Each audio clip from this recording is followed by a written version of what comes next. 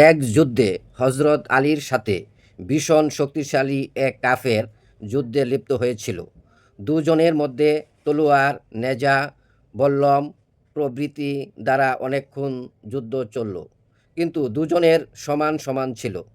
হযরত আলী অবশেষে ভীষণ হাঁক দিয়ে শত্রুকে তুমুল বিক্রমে আঘাত করলেন।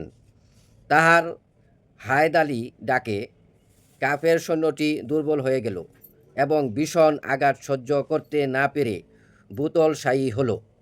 ঠিক তখনই হযরত আলী শত্রুর উপর ঝাঁপিয়ে পড়লেন এবং বুকের উপর চড়ে বসলেন। কাফের সৈন্য বুঝতে পারলেন এবার আর রক্ষা নেই, মৃত্যু অবধারিত। হযরত আলী কুমর বন্ধ হতে খঞ্জর বের করে কাফেরের বুকে বিদ্ধ করতে যাবে, ঠিক সেই মুহূর্তেই কাফের ব্যক্তি মৃত্যুর ভয়ে হযরত আলীকে লক্ষ্য করে থু থু নিক্ষেপ করল।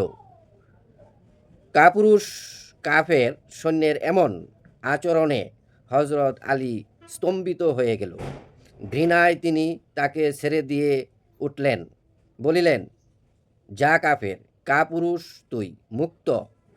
হযরত আলীর এই ব্যবহারে কাফেরটিও ভীষণ বিস্মিত হল, বলল, তুমি আমাকে হত্যা না করে ছেড়ে দিলে কেন? হযরত আলী বলল, তুমি ইসলামের শত্রু ছিলে বলে তোমাকে হত্যা করতে উদ্যত হয়েছিলাম, কিন্তু যখন তুমি আমার মুখে থু থু নিক্ষেপ করলে তখন তোমার উপর আমার ব্যক্তিগত আক্রোশ হয়েছিল।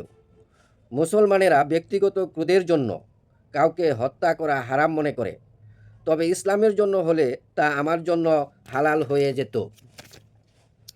সেই জন্য আমি তোমাকে মুক্তি দিয়েছি। হযরত আলীর মহানুভবতা কাফেরের হৃদয় স্পর্শ করল।